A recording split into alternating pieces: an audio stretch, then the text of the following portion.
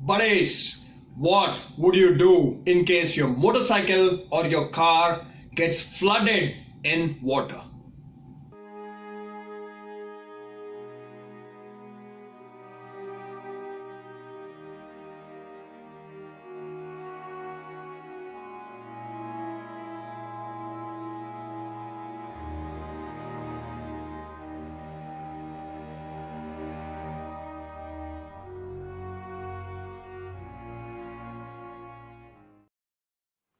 Buddies, what's up? Well, I have a story to tell you all, but before that, let me crank up the motorcycle.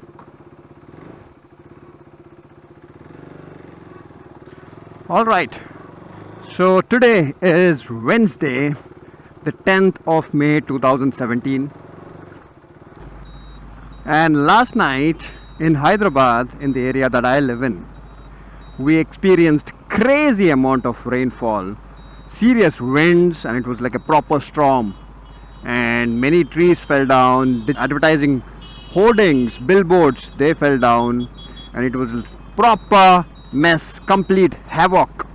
And I was in my office building working last night. As you know that I work in the nights, and I was not completely aware because that building is it's got good soundproofing to some level, but I did hear the winds. Then someone called me, one of the security personnel and of the office building, and he told me that, sir, your cars and motorcycles of your team are completely flooded. Shit! I mean, when you hear something like that, it's a heartbreak, it's a heart attack.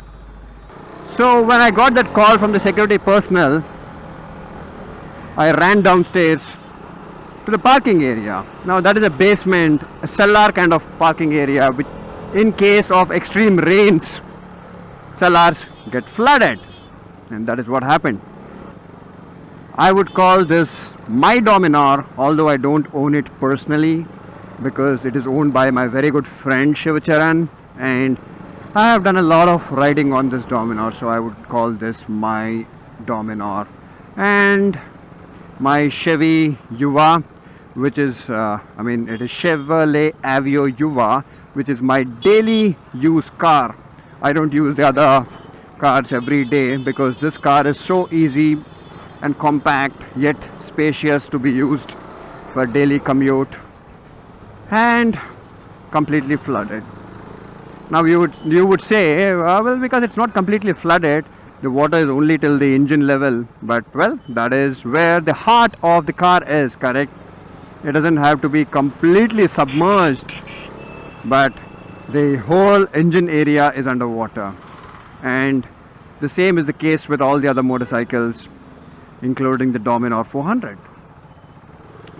So the reason that I'm making this video is, of course, one is to share with you all about what happened, because this is what I always do if something happens to me in my life.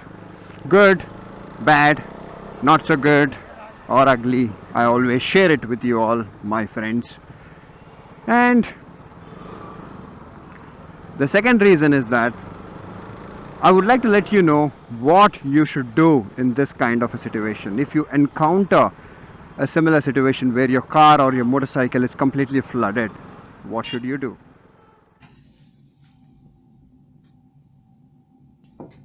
Now that you already know that my car and motorcycles of my team, including the Dominar 400, got flooded because of heavy rains. Now this happened some time ago, and I was dealing with the situation, getting the cars and motorcycles fixed. So today I am doing this video, and the reason I'm doing is because I want you all to know what you should be doing in this situation. Now, there are many myths about handling this kind of a situation. That is, in case your car or your motorcycle gets flooded, what should you do? Now, when this happened, many of my friends were saying that, okay, we'll take out the car, we'll take out the motorcycles, let them drive for a day or two, and then we'll crank the motorcycle or the car's engine up. No, absolute no. Even if an experienced mechanic tells this to you, say, no, I'm not going to do that. Reason is that all your filters would get flooded. That is your air filter. It would get wet and it would soak in water. Now, if you crank the motorcycle up, or even if you don't crank, or any engine, not just motorcycle or car, any engine, even if you try to push start it, that is pushing the engine, pushing the motorcycle or car and then engaging it in second gear or any gear and then trying to start the engine is an absolute disaster. The reason is that even if the engine, that is the piston, takes one stroke, it will induct water from the air filter, and if water gets inducted, it will get stuck in your cylinder, and the only way to get water out of your cylinder is to open up the cylinder head, and then, well, it's a disaster because you'll be opening up a really good working engine. You would never want to do that, correct? So what should you do? Point number one, of course, if you can, make sure that you don't park your motorcycles or cars during monsoons in kind of basements where they can get flooded, or low-lying areas, but again, it is easier said than done. Say now, unfortunately, if they get flooded, point number one, once you get them out, of course, let them dry for a few hours. Dry means let the excess water come out. And next thing what you got to do is, in case they are not completely flooded, like what you see, what you have seen in these photographs, in case they are partially flooded, what you can do is check the air filter first. Take out the air filter. I'm sure it should be wet. Throw it out, put a new air filter. And second thing where the water could go is the throttle body. Now, it could be a carbureted machine or a fuel injected machine. Water will get into the throttle body system. Now, if it's a carburetor, very simple, open up the carburetor, take it to a mechanic and get your carburetor cleaned up. Make sure, they just open up the carburetor, clean the whole thing up. And also remember, when water floods your machines, it's not just water, it'll also be sand and muck, and you don't want that to get into your engine, correct? So do that to your carburetor, your throttle body. Next thing, water can get into your fuel tank. Yes. Now, surprisingly, my car fuel tanks are really, really tight. They're airtight, right? But what got into it? I just don't understand how. Because see, there's a lot of water pressure, right? There was hundreds and thousands of liters of water in that basement, so water can get inside. So make sure, it could be a motorcycle or a car, check the fuel tank. You would have to sacrifice that much amount of fuel, get the fuel off and put new fuel in. And the next thing is your oil sump. Now in a car, water will get into your oil sump because there's a dipstick which you pull out in a car, and the dipstick is not airtight, it's not watertight. So in a car, for sure, the water will get into the oil sump. So what you would have to do is drain complete engine oil and pour new engine oil. In a motorcycle, an oil sump is a little more kind of tighter because it doesn't have a dipstick. It generally has a place where you pour engine oil from, but again, remember, that is only as good as your O-ring is, and in 90% cases water will get into your oil sump even in a motorcycle. So drain your oil and also change your oil filter. And then the fuel filter, the odds are that the fuel filter would have got flooded too. Replace your fuel filter. And next, in case you have drum brakes, yes, even if the water dries, it would still leave sand in your drum brake system. So that has to be cleaned up.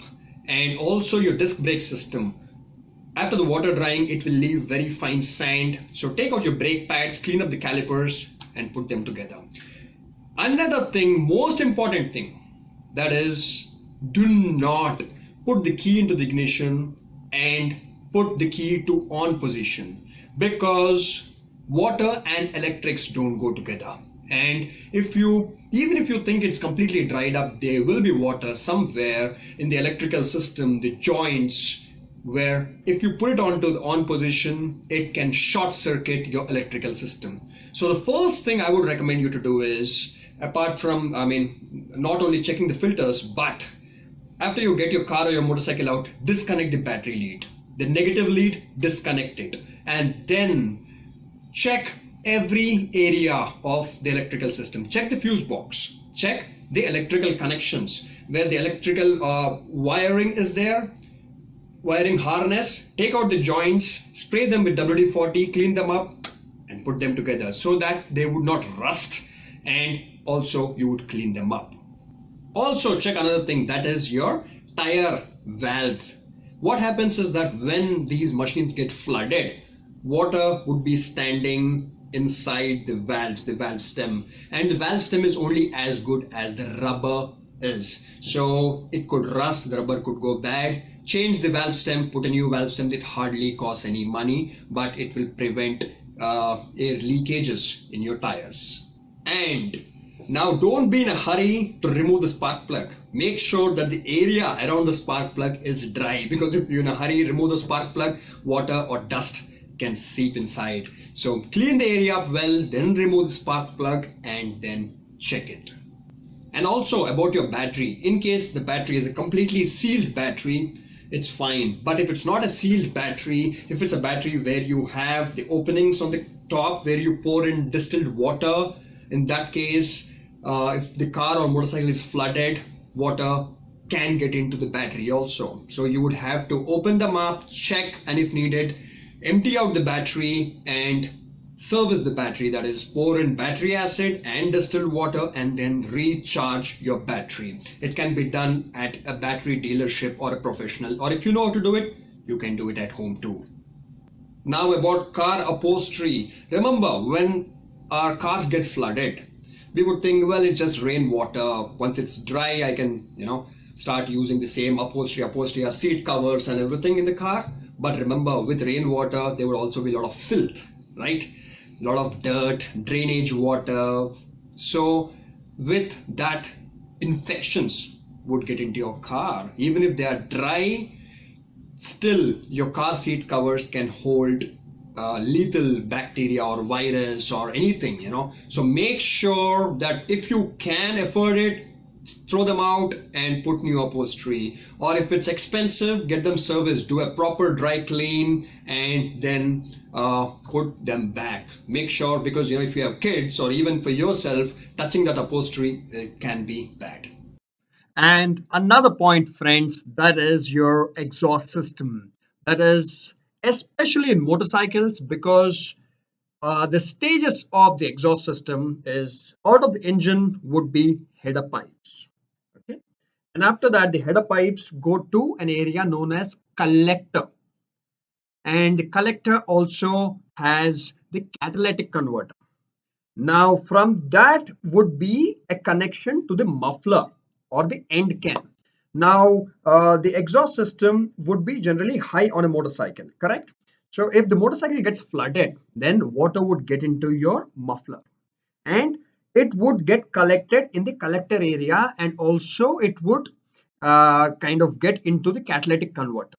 Now this is not going to dry easily. You can keep it in the sun for as long as you want. It will take days and days of hot sun to dry it. So the best way to do it is, most of the exhaust systems can be opened up near the collector area where the muffler can be removed, and then kind of lift the motorcycle up from the front and drain the water out. And once you drain it, let it dry and then put the muffler back. And also another thing, when your car or your motorcycle gets flooded, water and muck and sand can get into your coolant reservoir. Now if coolant reservoir has sand inside it, then what it will do is, it will the sand will get into the coolant pump, coolant water pump, and it can damage the coolant water pump. So it's recommended that you replace the coolant also. And another important thing, that is about the insurance of cars and motorcycles. Make sure you choose an insurance company which covers act of God.